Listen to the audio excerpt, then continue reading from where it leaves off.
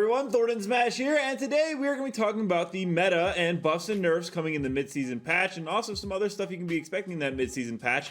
Also, we're going to go ahead and give out one of the upcoming Watson Prestige skins. All you gotta do is like, comment, subscribe, you guys know the drill. But without further ado, let's jump into today's topic. So in Season 25 of Apex Legends, I have found that the meta has shifted in a way that we've actually never seen before, and let me break it down by pick rates. If we go ahead and look at this right now, we will notice that Sparrow, the newly released legend, is actually second in the pick rate. Ashe is still sitting at an astronomical 22%, even after some nerfs, with the control class at the absolute bottom, as that is not to be, unexpected because they haven't received much changes. That being said, it does make the buffs and nerfs in Apex Legends a little bit interesting. The rest of the legends are pretty much where they are in the normal pick rates, but this is probably the first time I've ever seen a new legend release and not maintain the top spot. Instead, it goes to Ashe. And it's interesting because Sparrow also has a pretty cool kit. They're movement based with the double jump, the stinger bolt, the tracker dart. Overall, you'd think Sparrow would be the top because it's a shiny new toy, but that does not seem to be the case for Ashe. And well, it kind of expels the future of what the buffs and nerfs are going to be for the game, especially at the mid-season point.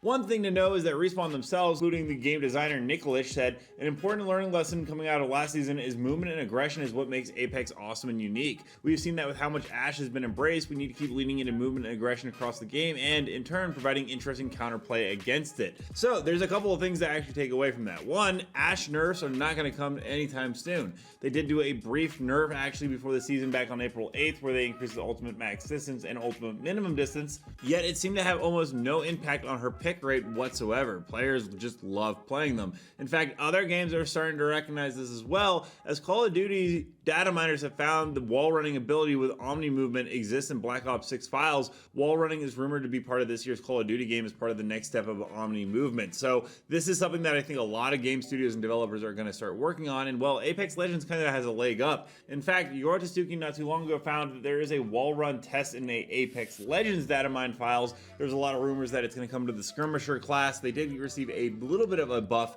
in the mid-season patch of Season 24.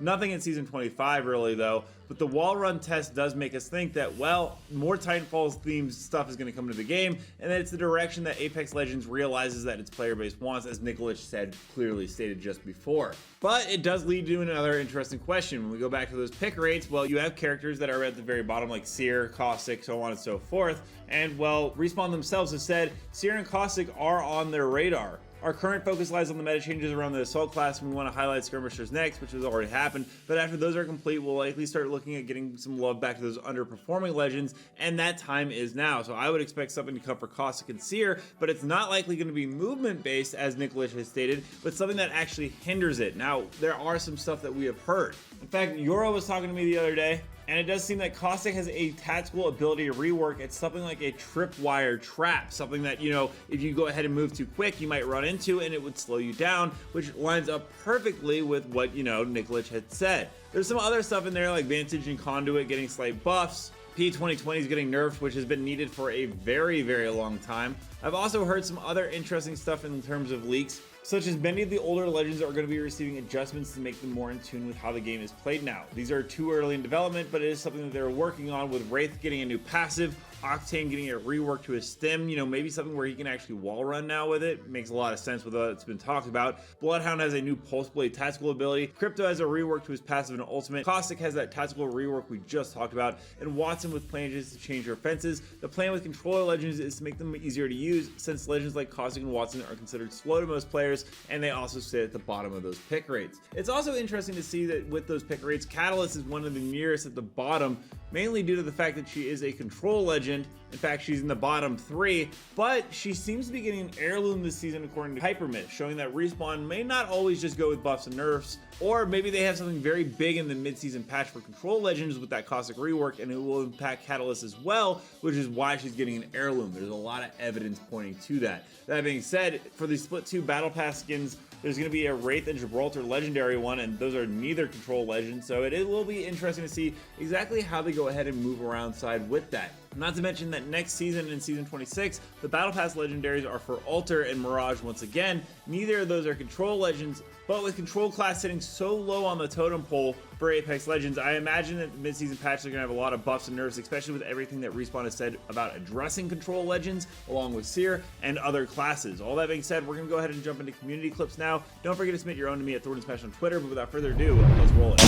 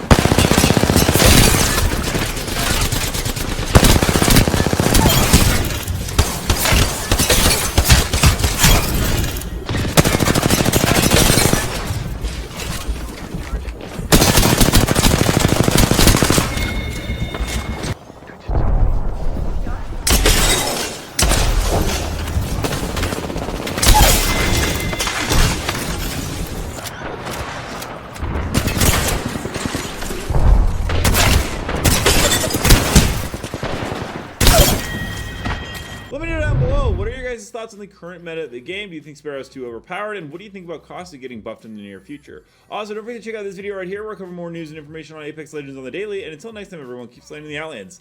I'll see you out there.